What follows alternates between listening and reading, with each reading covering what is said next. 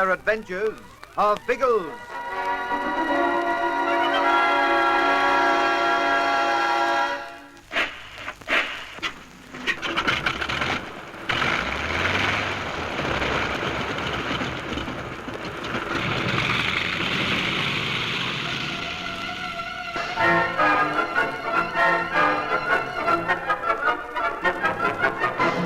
It seemed a good idea for Biggles and Bertie to look for the desert aerodrome and steal from it the sheet of perspex they need for their plane.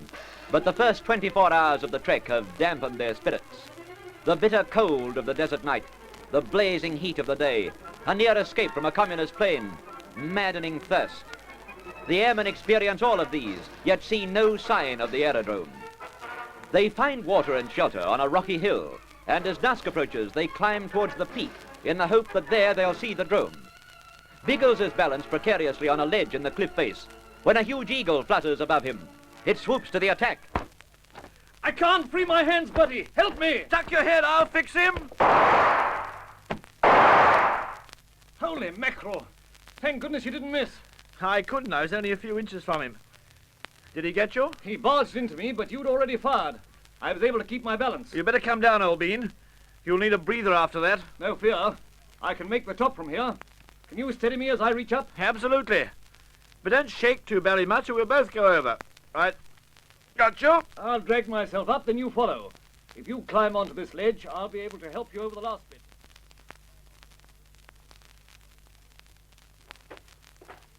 Okay. Yes, fine, Earl. Thanks, old trout.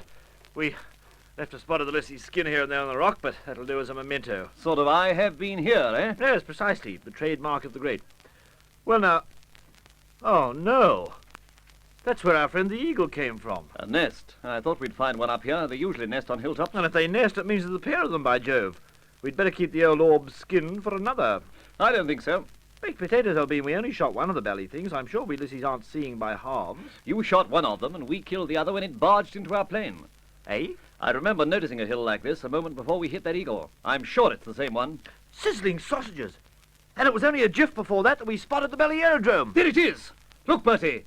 You can just see it on the horizon. By Jove, yes. You know, Albina, I was beginning to think we'd imagined the belly place. No fear, and that's no mirage either. The sun's almost down. There's no trick about that drome. Well, let's go. Our water bottles are full.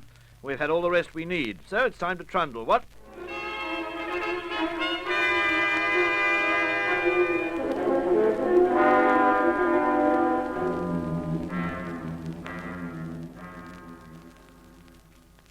I just looked at my watch, Biggles. Know the time? It's unimportant. Yes, but there's such a lot of it. It's after 3. 3 in the blooming morning. Nice, cool time for walking. Yes, if you're not walking too bally far. Sure you took the right compass reading from the top of the hill? Quite sure. I double-checked it. Oh, well, I suppose we're right.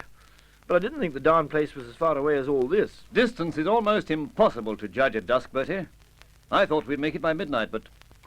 Well, it doesn't really matter when we get there. Except that we won't have much of the night left the way we're going. I don't fancy searching for the belly perspex in broad daylight. If it happens that way, we'll have to. Oh, we look a bit silly waffling through a commo aerodrome with a windscreen under our arm. What'll we say? Good morning, Boris. Just pinch the jolly old thing to keep the sun out of our eyes? I'll plan for the difficult spots when they come. For the moment, we know the drome's somewhere ahead of us, and that if we keep on this compass course, we'll eventually come to it. Nothing else matters.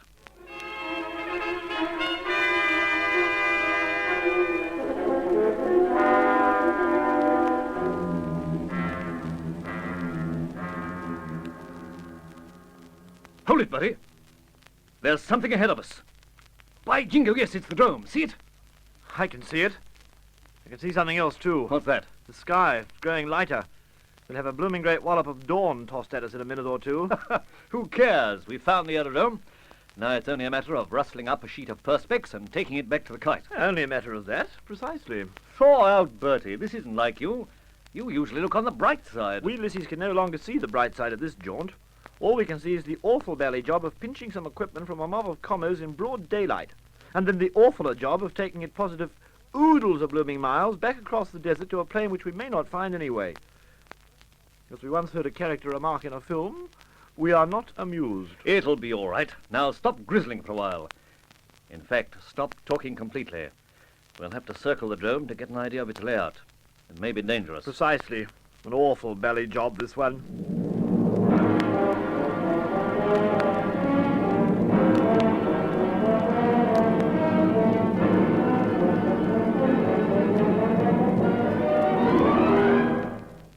Here we are, where we started.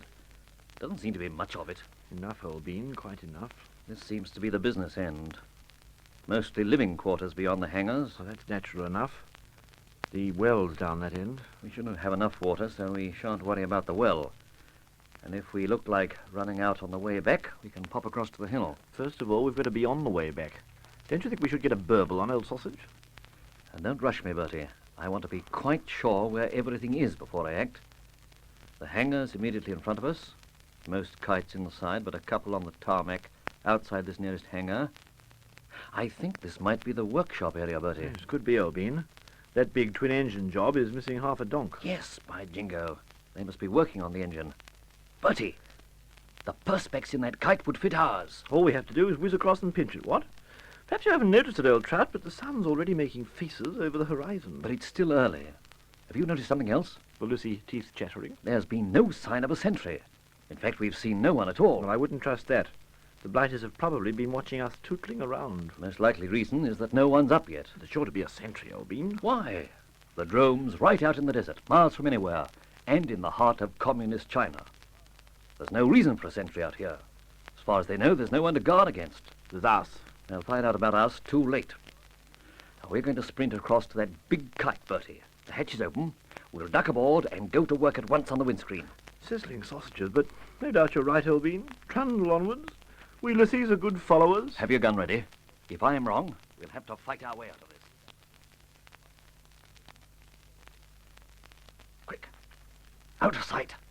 Can't hear any atom bombs going off, what? No one saw us. There'd have been awful hullabaloo if they had. Well, what are we waiting for? Let's off with the jolly old perspex and scoot through. Feeling more optimistic now, are you? Much more cheerful, Elbean. This was the moment we expected to feel the breeze whistling through our tummy. There are no holes, so we're almost in the mood to give old Harriet a toot. Don't you dare. Come for it, and we'll have a look at this windscreen. Not quite the same shape as the old Halifax. No, but it's bigger. That means we can cut it back to size. Baked potatoes, not here. Don't be an ass. We'll unscrew it, and then clear out with it. We don't want to stay here a moment longer than necessary. Well, I hate to say it, old sausage, but I'm afraid we're going to squat here for quite a long time. Eh? Cast the old peoples towards the huts. Looks as if it's past the rise and shine hour. Confound it. Still, those men may go into the hangars. If they do, we'll work like blazes to get this finished. Some of them are going into the hangars, old bean. Some aren't. We are stonkered, Bertie. Those are the mechanics coming to the workshop. We'll have to hide in this darn kite until they finish their morning shift. If we can, old bean. If we can.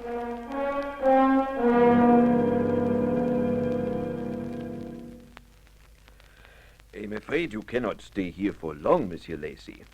You realize that, do you? I'll be all right, Father. I feel wonderful now I'm on my feet again. You are not only on your feet, my son. You have walked right to the entrance of the caves. That is a long way for a man who is as sick as you have been. Oh, you don't know me, Father. You see, this kind of thing will make me well quicker than anything else. I just couldn't stand it stuck back there without knowing what was going on. Well, you have made your little trip now. I think perhaps we should best return. Oh, no, Father, not in your life. I'm going down to have a look at the oasis. Monsieur, no, that I will not permit. From here there is an excellent view of the oasis. You may observe it quietly for a moment, and then I'm afraid we must return to your cave. Oh, but just a moment. I mean to say, look here. My Father. son, you must remember that I am your medical advisor. I give the orders now. All right, then. For today only.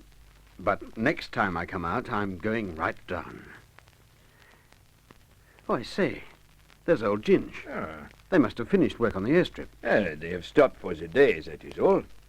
You know they always come in when it grows hot. Oh, I'll give him a call. Hi there, Ginge! Ginge! Oh, no, I'm afraid he's too far away to hear me. The way he's swinging that towel around, you'd think he was going for a swim. Yes, he is.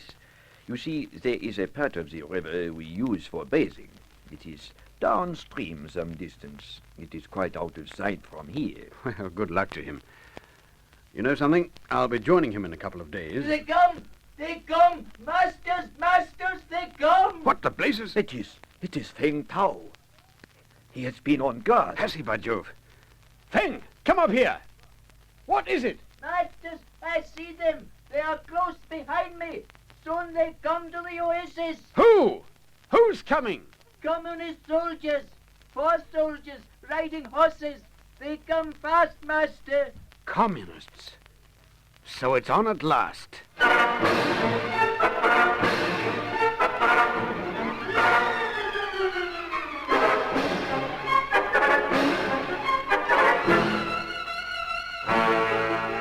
Now the tiny party at the oasis must face the attack they've been expecting for days. Can they overpower the 4 soldiers? Are these the only enemies approaching? Be sure you hear the next thrilling episode of The Air Adventures of Biggles.